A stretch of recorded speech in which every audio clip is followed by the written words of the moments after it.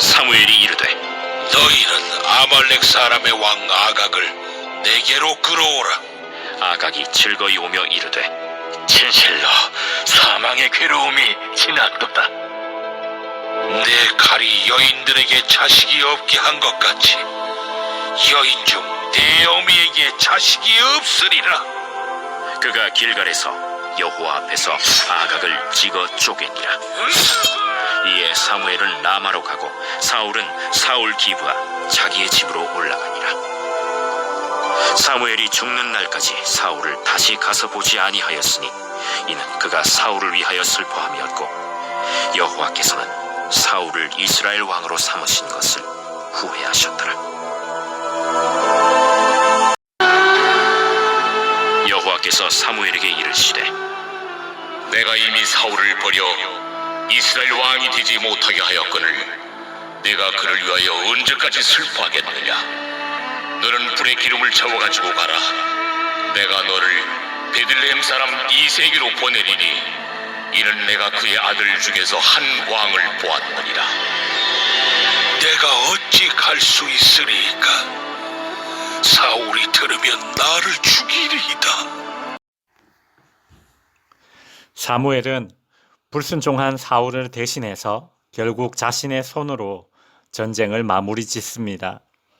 사무엘은 네 칼이 여인들에게 자식을 빼앗아 간 것처럼 네 어머니에게도 자식이 없게 하겠다라고 말하며 사울이 살려둔 아말렉 왕 아각을 불러내서 처형합니다. 이후 사무엘은 사울을 위해 슬퍼하며 죽는 날까지 그를 보지 않았습니다. 35절에 보시면 사무엘이 죽는 날까지 사울을 다시 가서 보지 아니하였으니 이는 그가 사울을 위하여 슬퍼하며. 사무엘은 자기가 기름 부었던 사울 왕이 하나님께 불순종해서 폐위되니 얼마나 안타깝겠습니까? 성도 여러분, 지도자의 헌신을 큰 슬픔으로 돌려주지 말아야 합니다. 이전에 있던 교회의 목사님께서 한 번은 이런 말씀을 하셨습니다. 예전에는 교회의 어느 청년이 결혼한다고 해서 주례를 부탁하면 기분이 좋았다고 합니다. 새로운 가정을 이루고 새 출발을 하는 젊은 부부들에게 축복의 말씀을 전한다는 것은 좋은 일이지요. 그런데 이제는 누가 주례를 해달라고 하면 두려운 마음이 든답니다. 왜냐하면 본인이 주례를 한 가정이 결혼해서 행복하게 잘 살면 좋은데 그렇지 못하고 서로 싸우고 결국 이혼을 하게 되면 주례를 한 담당자로서는 그렇게 마음이 무거워진다고 합니다. 아마 사무엘의 마음도 그랬을 것 같습니다. 사무엘은 하나님께 버림받은 사울 왕을 생각하면 슬퍼집니다. 왜 그렇지 않겠습니까?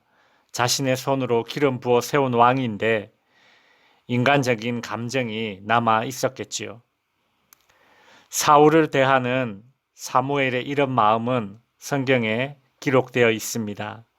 15장 11절에 사무엘이 근심하여 온 밤을 여호와께 부르짖었다라는 표현과 15장 31절에는 사무엘이 사울을 위하여 슬퍼하였다라는 표현이 나옵니다. 하나님께서는 이미 사울을 버리기로 정하셨습니다. 그러나 사무엘은 인간적인 감정에 매여 아무것도 하지 못하고 슬픈 감정에만 빠져 있었습니다. 감성이 메마른 것보다 풍부한 것이 좋겠지만 그 감정 때문에 하나님의 뜻을 알고도 마냥 슬퍼하고만 있다면 이 또한 하나님의 뜻에 반하는 것 아니겠습니까? 때론 우리의 감정이 하나님의 뜻을 방해하는 걸림돌이 되거나 하나님의 일을 지연시키기도 합니다. 하나님께서는 그런 사무엘에게 네가 사울을 위하여 언제까지 슬퍼하겠느냐라고 말씀하시며 이제는 새로운 일꾼을 세우라고 그를 독려하십니다. 그러자 이번에는 사무엘에게 슬픔 대신 두려움이 닥칩니다. 2절에 보시면 내가 어찌 갈 수 있으리까? 사울이 들으면 나를 죽이리이다. 처음에는 슬픔이라는 감정에 빠져 움직이지 못했던 사무엘이 이번에는 두려움에 빠져서 움직이길 꺼려하고 있는 것입니다. 말씀을 정리하겠습니다. 사울은 자신을 위해 사무엘이 했던 모든 헌신들을 슬픔으로 되돌려 주었습니다. 성도 여러분, 지도자의 헌신을 슬픔으로 돌려주지 않도록 주의해야 합니다. 지도자도 사람인지라 자신의 헌신을 슬픔으로 되돌려 받게 되면 위축이 되어 사역의 활력을 잃게 됩니다. 사무엘도 이 일 후에 사역을 멈추고 슬픔 가운데 칩거하게 되죠. 오죽했으면 하나님께서 사무엘에게 네가 언제까지 그러고 있겠느냐라고 말씀하셨겠습니까?